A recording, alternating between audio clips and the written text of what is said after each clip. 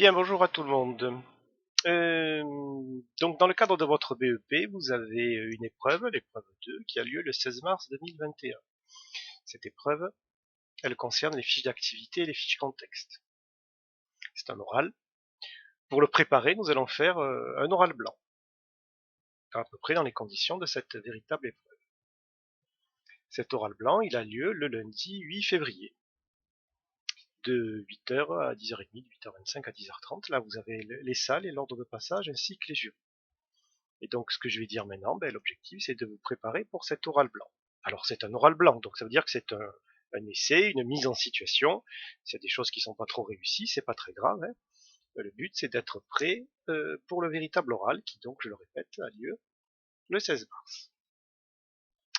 Quand vous revenez au lycée, on se voit donc le vendredi 5. On a une heure ensemble, et puis ensuite, lundi matin, c'est l'oral. Donc pendant cette heure-là, vous pourrez me poser vos questions, vos problèmes éventuels.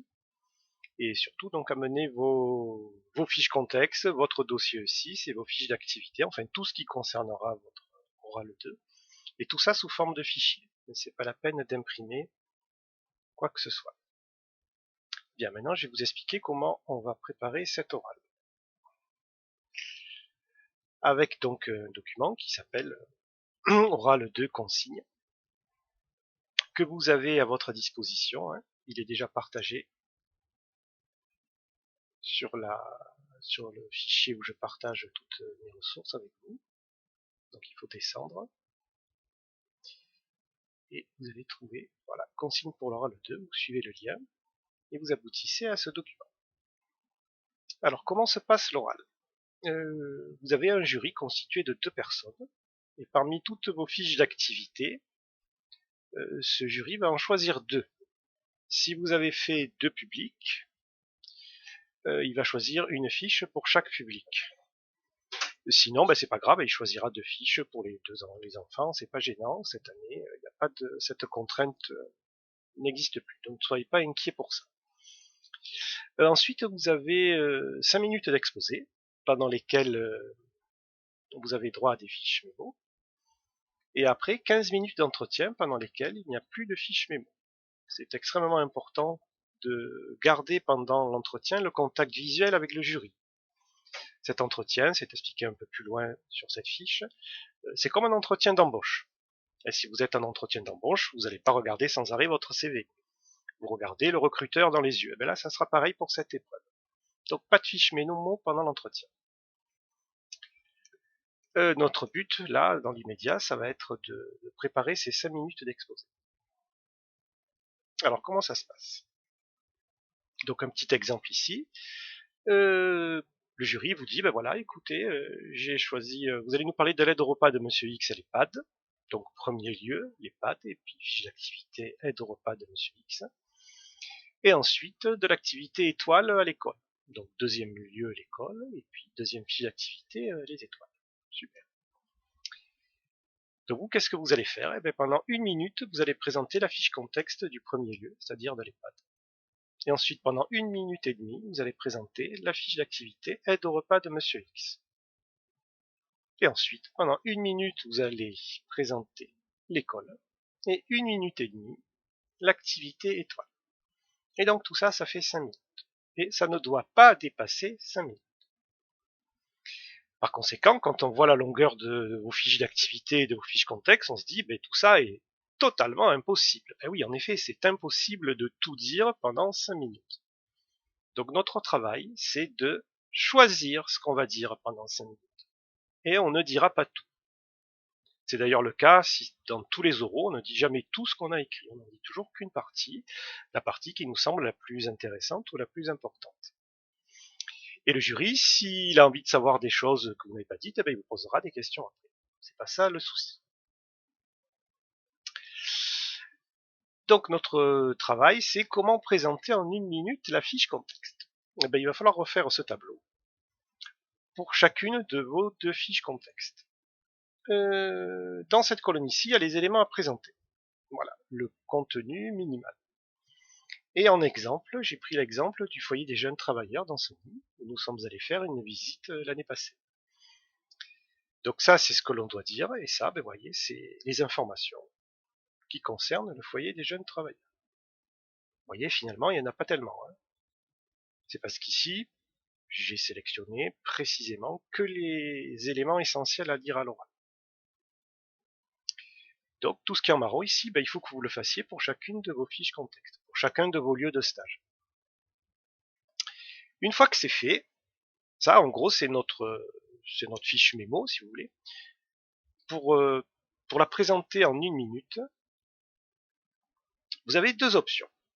La première option, c'est de rédiger un texte et de l'apprendre entre guillemets par cœur.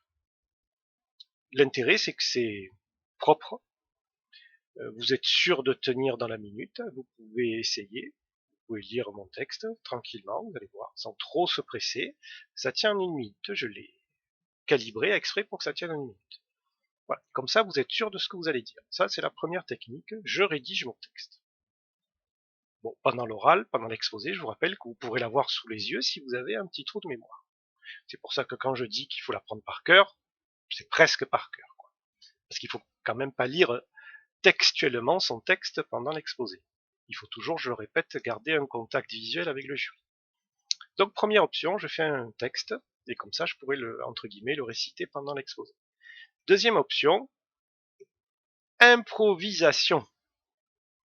Donc vous ne faites pas de texte, vous avez simplement sous vos yeux votre fiche mémo. Et ce que vous dites, vous l'improvisez, vous le dites spontanément à partir de ça. Bon, ça c'est chacun d'entre vous qui va voir ce qui lui correspond le mieux. Il n'y a pas de meilleure solution. J'ai présenté les avantages et les inconvénients de chaque solution. Et ça c'est vous qui choisissez. Donc pour le vendredi où on se revoit, le 5 février, il faut que vous ayez fait ces 2 tableaux pour vos 2 lieux de stage. Pour les fiches d'activité, c'est la même chose. Hein. C'est le même principe, mis à part que j'ai pas d'exemple. Mais sinon, voilà les éléments à dire. Donc les 3 premières lignes, c'est assez vite fait. Ici, il faut être relativement rapide, sobre, parce que si on doit détailler toutes les étapes, on s'en sortira pas, ça tiendra jamais en 1 minute et demie. Donc c'est à vous de dire l'essentiel. Et surtout, la partie très importante, c'est la partie bilan. S'il manque des étapes, c'est pas très grave, le jury posera des questions ou pas, bon, on verra. Mais la partie bilan est très importante et vous la faites en fait ici pendant votre oral, vous la dites comme vous l'avez faite à l'écrit. Parce que c'est là-dessus que le jury pose des questions et c'est grâce à ça que le jury met des bonnes notes lors de l'oral. Parce que ici, dans la partie présentée brièvement les étapes, tout le monde est capable de dire je prends un balai, je prends une cuillère, je prends une couverture, etc. C'est ça qui fait les bonnes notes pour cette épreuve-là. Donc, pour l'oral blanc, il faut faire ce petit tableau pour vos fiches d'activité. Alors, théoriquement, actuellement, vous avez fait 6 fiches d'activité. 3 l'année passée, en seconde, et 3 cette année au mois de décembre. Sur ces 6 fiches, il n'y en a que 5 à sélectionner pour l'examen. Cette sélection pour l'examen se fera avec Madame Roy. Madame Roy, elle a des heures avec vous où elle travaille ça. Mais là, on est un petit peu en avance sur sa progression. Donc vous allez vous-même faire une présélection. Autrement dit, ce tableau, c'est pas la peine de le faire pour vos 6 fiches. Sauf si vraiment vous avez envie. C'est la peine de le faire que pour 5. Essayez de deviner déjà parmi vos 6 fiches quelles sont les 5 meilleures. Ou alors, à votre avis, quelle est la fiche la plus mauvaise que vous ayez faite? Celle-là, bien sûr, on ne va pas la présenter à l'examen. Donc ce tableau, il est à faire en fait que pour 5 fiches, pas pour 6. Enfin, si vous avez des doutes, vous le faites pour les 6 et puis voilà. Et donc tout ça, donc c'est-à-dire un tableau comme ça pour chaque fiche d'activité, et un tableau comme ça pour les 2 fiches, les 2 lieux de stage, donc les 2 fiches contexte, ça doit être fait pour voilà, ici pour vendredi quand on se reverra.